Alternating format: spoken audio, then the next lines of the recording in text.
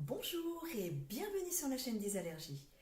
Je souhaitais tout simplement faire un partage avec vous parce que dernièrement j'ai fait une agréable découverte dans une école élémentaire publique dans la Marne.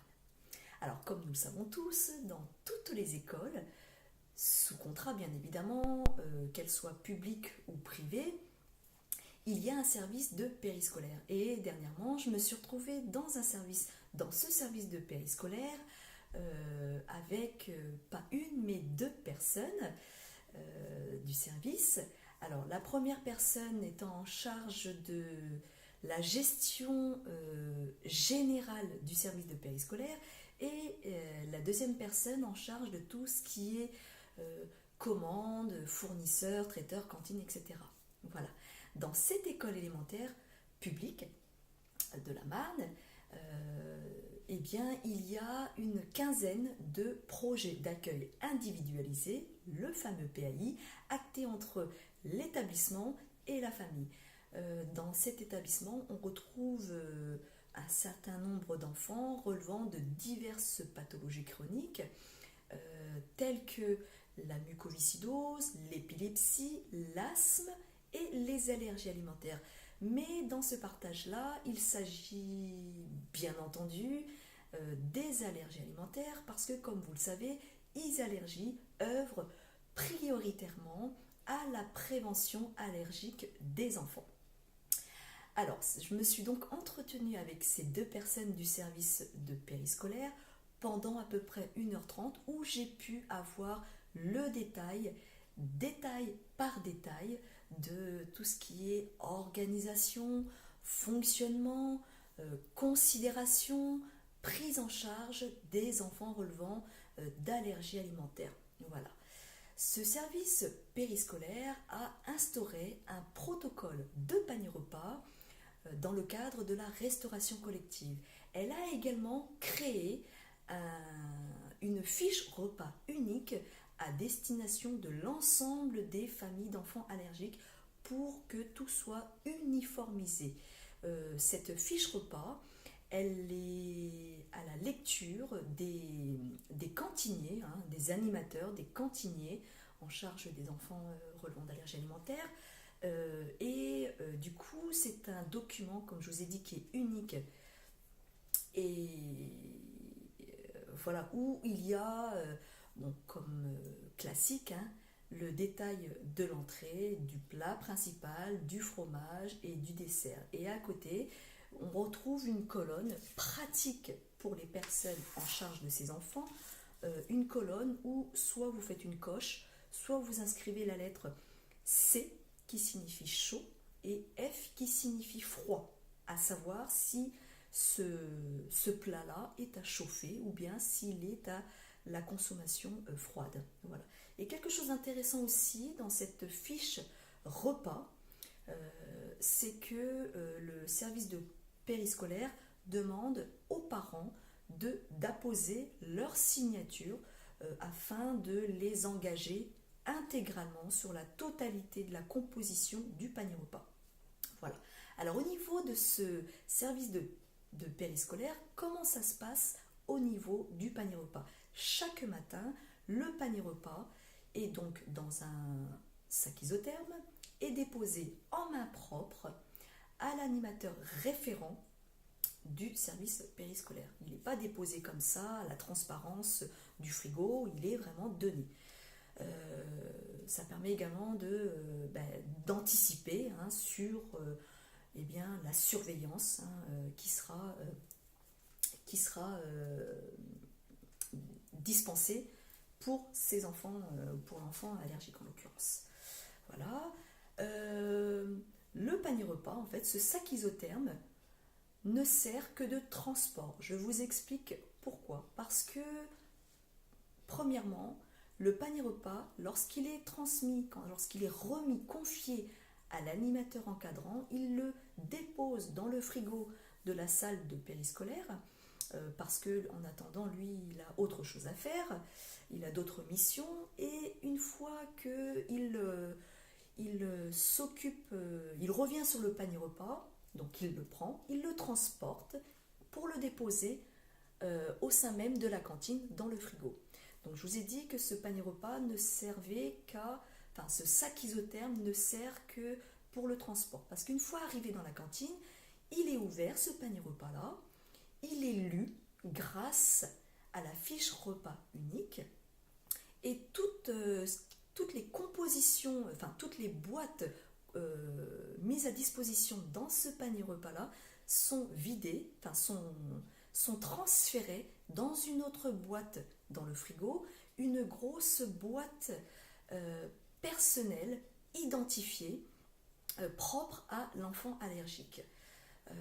Voilà. Et en plus de ça, pourquoi c'est vidé? Parce que chaque panier repas sont sondés pour la température, pour s'assurer que la chaîne du froid a été conformément respectée.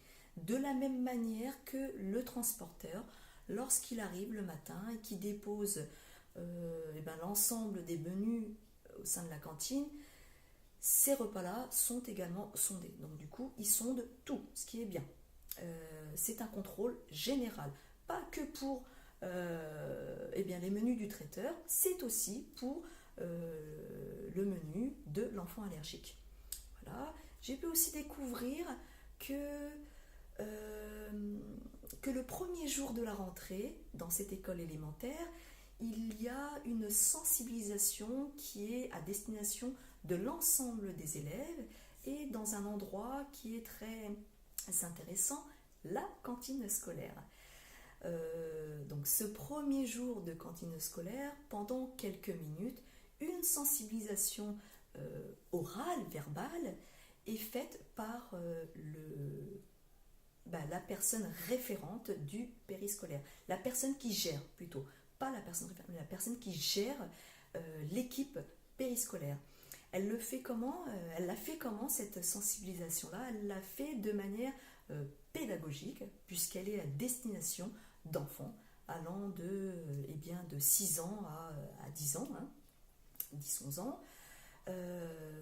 Mais bien entendu, étant donné que c'est une sensibilisation qui est faite de manière pédagogue, on n'évoque pas la mort. Même si réellement, le risque pour les enfants, pour ces enfants allergiques, c'est la mort. On ne l'évoque pas. On évoque simplement un risque à ce que l'enfant soit très très mal, soit très très malade, au point où il faudra faire intervenir les pompiers pour le transport à l'hôpital. Donc là, on évoque justement une gravité si l'enfant est en contact avec les allergènes. Ça permet également de sensibiliser des risques d'échange pendant la cantine. Voilà. Autre chose, je ne sais pas si c'est un hasard ou c'est pas un hasard, mais en tout cas, pour cette école élémentaire publique de la Marne, ils ont sélectionné un traiteur scolaire qui s'est engagé à ne pas manipuler dans ses ateliers 4 allergènes dans la composition de ces menus, c'est-à-dire que le traiteur national ne manipule pas d'arachide, ni de fruits à coque, ni de lait de brebis et de chèvre, ni de kiwi. Voilà. Ce qui signifie que ça peut être rassurant pour les parents d'enfants allergiques qui ont des enfants qui relèvent de ces allergènes-là, parce que effectivement, la consommation des repas de ce traiteur peut être OK dans cette école-là, et voire même dans d'autres écoles, si d'autres écoles travaillent avec ce traiteur national. Pour connaître le nom de ce traiteur scolaire national, n'hésitez pas à demander en privé. Voilà. Bien entendu, ce n'est pas parce que le traiteur national a notifié en en-tête de page de ses menus qu'il ne manipule pas ces 4 allergènes qu'il faut se décharger sur lui. Bien évidemment, le risque zéro est inexistant. Toutefois, la prévention permet de prévenir de ces risques. Vous pouvez donc quotidiennement ou de manière hebdomadaire faire un contrôle des allergènes, des ingrédients, tout simplement par un moteur de recherche, inscrire le libellé du menu et puis retrouver ce que on doit retrouver à l'intérieur de ces menus-là. Ou alors vous rapprocher de l'équipe périscolaire ou encore mieux du traiteur scolaire. Parce que eh bien lorsque le traiteur scolaire transmet ces menus à l'école, vous pouvez retrouver soit en tête de page, soit en pied de page, ses coordonnées téléphoniques, voire son email. Voilà, rien ne vous empêche de vous rapprocher des personnes compétentes pour vous répondre. Voilà. Qu'est-ce que je voulais vous dire d'autre? Je regarde ma petite note. Oui, pour les paniers repas, surtout, pensez, si possible, en accord avec la cantine, l'équipe périscolaire, à substituer un repas de secours. Je vous explique. On n'est pas à l'abri que l'enfant, lorsqu'il a son assiette, avec l'assiette du repas que maman ou papa a préparé, que cette assiette-là tombe par terre. Je vous le dis parce que c'est déjà arrivé. Du coup, qu'est-ce qui se passe? Eh bien, l'enfant, il n'a pas son repas et il ne peut rien consommer d'autre que ce qui se trouve dans son panier repas. Et bien, du coup, au final, l'enfant, il n'a pas de repas. Donc, ce qui peut être très, très gênant pour tenir une journée, poursuivre la deuxième demi-journée à l'école et puis poursuivre avec l'accueil du soir en périscolaire. Donc, ce qui est recommandé de faire régulièrement, en fonction des dates, c'est peut-être de fournir une entrée, un plat, un dessert, de secours en cas d'accident. Voilà. Voilà tout ce que je voulais vous dire par rapport à cet échange auquel j'ai été très sensible. Voilà, je regarde un petit peu. Ça fait aussi, c'est aussi une vidéo pour permettre aux familles qui ont sollicité un accompagnement préventif privé de vous rassurer parce que vous êtes effectivement dans le début de l'inscription de votre enfant dans sa future école maternelle ou élémentaire. Alors, ce que je peux vous proposer, c'est éventuellement de vous rapprocher du service de périscolaire à votre propre initiative, parce que ni l'école, ni aucun autre acteur ne le fera à votre place, mais de vous rapprocher pour connaître le fonctionnement, l'organisation du périscolaire pour votre enfant qui consommera soit son panier repas, soit le repas du traiteur. Et puis en plus, il y a la partie goûter en périscolaire après 16h30. Je crois que c'était tout ce dont je voulais échanger avec vous. Voilà. Eh bien écoutez, je vous souhaite sur ce une très bonne journée. Je vous dis à bientôt pour une autre vidéo et comme d'habitude, prenez soin de vos enfants. À très bientôt.